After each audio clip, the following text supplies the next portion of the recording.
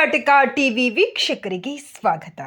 ದೇವನಹಳ್ಳಿ ಪಟ್ಟಣದ ಪ್ರವಾಸಿ ಮಂದಿರದಲ್ಲಿ ಕರ್ನಾಟಕ ರಕ್ಷಣಾ ವೇದಿಕೆಯಿಂದ ಮೇಕೆದಾಟು ಹೋರಾಟ ಸಂಬಂಧ ರಾಮನಗರದಿಂದ ಬೆಂಗಳೂರುವರೆಗೆ ಬೃಹತ್ ಪಾದಯಾತ್ರೆಯು ಧರ್ಮಪುರ ಬಾಬು ಅವರ ಅಧ್ಯಕ್ಷತೆಯಲ್ಲಿ ಚಾಲನೆ ನೀಡಲಾಯಿತು.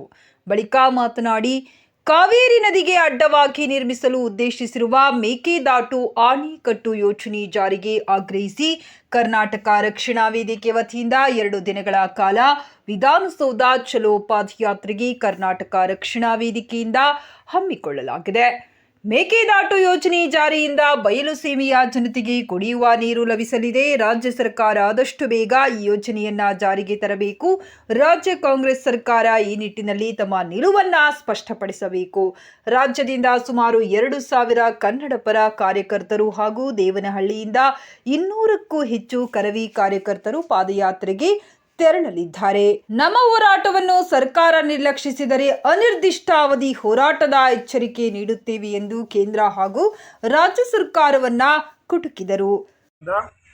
ಸುಮಾರು 200-250 ಜನ ಪಾದಯಾತ್ರೆ ರಾಘವೇಂದ್ರವರೆಗೂ ಪಾದಯಾತ್ರೆ ಹಮ್ಮಿಕೊಂಡಿದ್ದಾರೆ.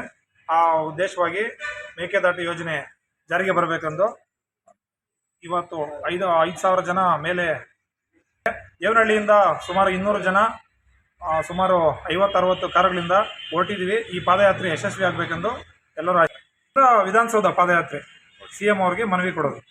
ಹಿಂದೆ BJP ಸರ್ಕಾರ ಇದ್ದಾಗ ಏನೋ ಮಾಡಲಿಲ್ಲ, ನೀವು ಪಾದಯಾತ್ರೆ ಜಾರಿಗೆ ತರಲಿಲ್ಲ ಅಂತ ಅವ್ರ ಮೇಲೆ ಹೋರಾಟ ಮಾಡ್ತೀರಿ. ಈಗ ನಿಮ್ಮದೇ ಸರ್ಕಾರ ಇದೆಯಲ್ಲ, ನೀವು ಮಾಡ್ಬೋದಲ್ಲ. ಬೇರೆ ಸರ್ಕಾರ ಇದ್ದಾಗ ಕ್ವಶನ್ ಮಾಡೋ ನೀವು ನಿಮ್ಮದೇ ಸರ್ಕಾರ ಇದ್ದಾಗ ಮಾಡ್ಬೋದಲ್ಲ.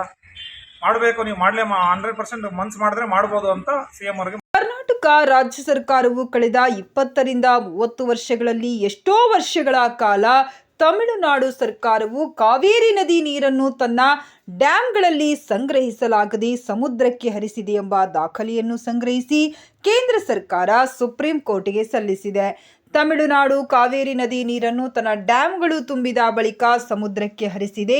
ಇಂಥ ವರ್ಷಗಳಲ್ಲಿ ಮೇಕೆದಾಟು ಬಳಿ ಮತ್ತೊಂದು ಡ್ಯಾಂ ಇದ್ದರೆ ಆ ಡ್ಯಾಮಿನಲ್ಲಿ ನೀರನ್ನು ಸಂಗ್ರಹಿಸಬಹುದಾಗಿದೆ ಎಂದು ಜಿಲ್ಲಾ ಉಪಾಧ್ಯಕ್ಷ ಶ್ರೀನಿವಾಸ್ ಸರ್ಕಾರವನ್ನ ಒತ್ತಾಯಿಸಿದರು.